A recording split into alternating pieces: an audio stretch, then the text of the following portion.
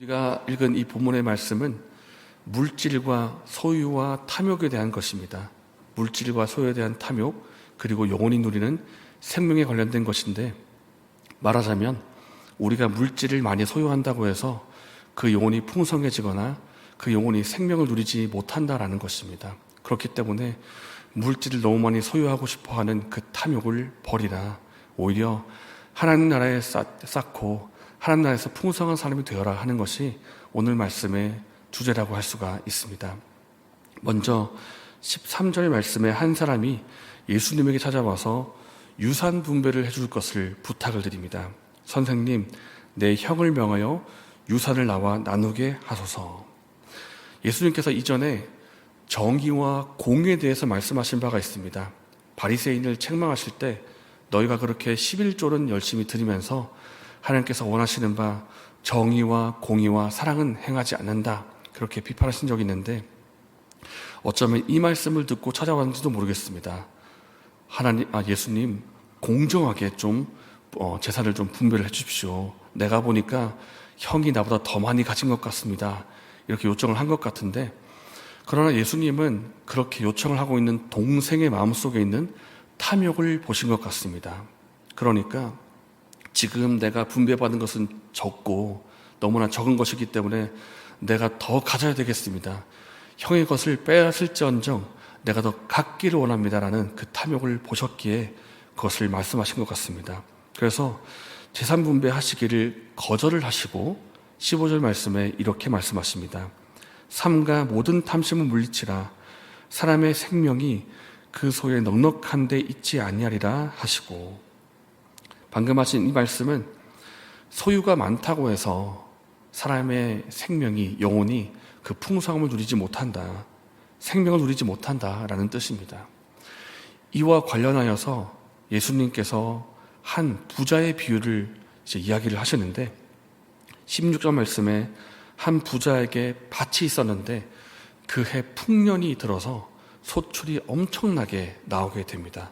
그래서 얼마나 풍성하게 나오냐면, 지금 현재 곡식을 갖고 있는 이 저장소를 갖고 있음에도 이 곡간이 다 채우고도 남을 만큼 엄청난 양이 있기 때문에 이 부자가 스스로 이렇게 말을 합니다. 또 내가 이렇게 하자. 내가 곡간을 헐고 더 크게 짓고 내 모든 곡식과 물건을 거기 쌓아두리라. 그리고 19절에서 말하기를, 또 내가 내 영혼에게 이르되 영혼아, 여러 해 쓸 물건을 많이 쌓아두었으니 평안히 쉬고 먹고 마시고 즐거워하자 하리라. 예수님께서 이 비유를 드시면서 이 부자를 책망하십니다. 이 부자를 비판을 하시는데, 왜 비판을 하실까요? 물질이 많으면 쌓아둬야 되는 건 아닙니까? 그런데 예수님께서 하시는 이 비유 가운데 없는 내용을 한번 보시기 바랍니다. 이 부자에게 없는 것이 있습니다. 있는 것은 곡식이고요, 있는 것은 창고이지만 없는 것은 나눔이고 베품이 없습니다. 이 부자는 풍성한 소출 때문에 너무 즐거워합니다. 야, 진짜 내 소유가 많구나. 이제 곡간을 다시 지어가지고 거기에 마음껏 쌓아두고 여러 해 동안 풍성함을 누리자. 그러면 내 영혼이 풍성함을 누릴 것이다 생각하지만, 그 가운데 너무 많기 때문에 좀 필요한 이웃들에게 나눠줘야겠다, 불쌍한 이웃이나 나그네들에게 좀 베품을 해야 되겠다, 이런 말은 전혀 없습니다. 오로지 나에 대한 것밖에 없습니다. 내가 더 쌓기 원하고 내가 더 취하기 원하고 그것을 가지면 내 영혼이 풍성함을 누릴 것이다 착각하고 있는 것입니다. 그러나 예수께서 말씀하시기를, 이 어리석은 사람아, 하나님께서 만약에 그 다음 날에 네 목숨을 거두어 가시면 그 소유가 다 누구 것이 되겠느냐 말씀하시는 것입니다. 이 부자도 마찬가지고요, 그 전에 있던 재산 분배를 요청했던 동생도 마찬가지입니다. 오로지 나밖에 없습니다. 내가 더 취하기 원한다. 나밖에 없기 때문에 하나님을 향한, 하나님 나라를 향한 베품이나 하나님 나라에 투자한 하나님 나라에서 가지는 풍성함이나 이런 것은 전혀 없다는 것입니다. 그렇기 때문에 예수님께서 그 문제를 지적하고 계십니다. 그렇다면 예수님은 아예 우리에게 물질을 쌓지 말아라, 소유를 아직 갖지 말아라, 이렇게 말씀하시는 것이겠습니까? 우리가 몸을 입고 이 땅에 살고 있는데 당연히 물질이 필요하고 우리가 살아가는 데 필요한 그런 물질과 재물이 있어야 되는 것입니다. 그러나 예수님께서 말씀하시는 것은 우리가 살아가는 데 꼭 필요한 물질과 소유들은 하나님께서 채워주신다라는 것입니다. 예수님께서 이어가시는 말씀이 있습니다. 24절 말씀에 까마귀를 생각하라. 심지도 아니하고 거두지도 아니하며 골방도 없고 창고도 없으되 하나님이 기르시나니 너희는 새보다 얼마나 더 귀하냐. 예수님께서 또 한 가지 비유를 드시는데 바로 까마귀입니다. 우리가 율법을 읽어보면 알 수가 있는데요, 이 까마귀라는 동물은, 이 새는 율법에 의하면 부정한 동물입니다. 부정한 동물이고 유대인 입장에서는 더더욱 까마귀를 가까이 하거나 좋아하지 않을 것입니다. 누군가 까마귀에게 먹이를 줄까요? 오히려 안 줄 것입니다. 부정한 동물이니까.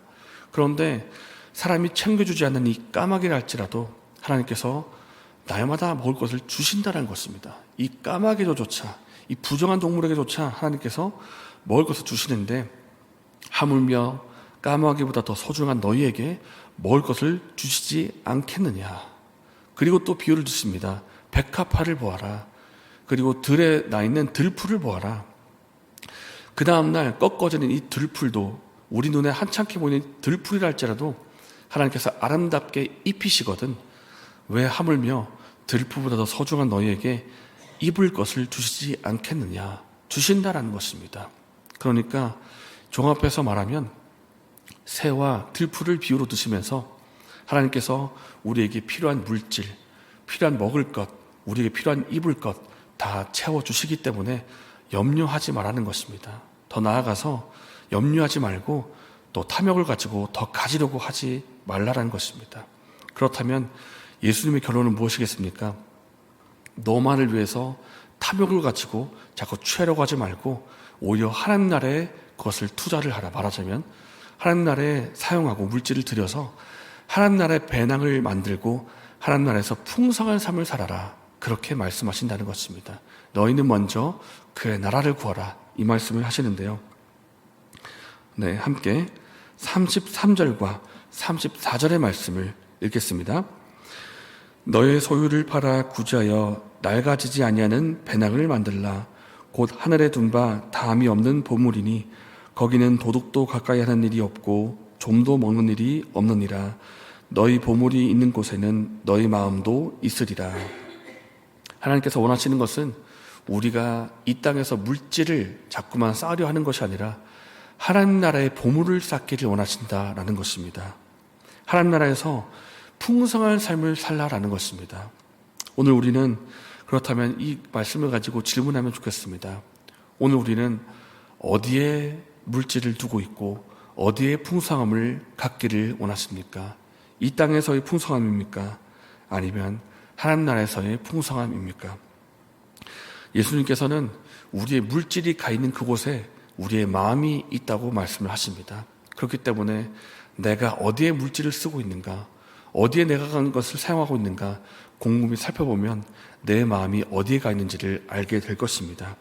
오늘 저와 여러분이 하나님 나라를 찾고 구함으로 하나님 나라에 배낭을 두고 하나님 나라에 보물을 쌓고 하나님 나라에서 풍성한 삶을 살아가는 저 여러분 되시기를 예수님의 이름으로 축복합니다.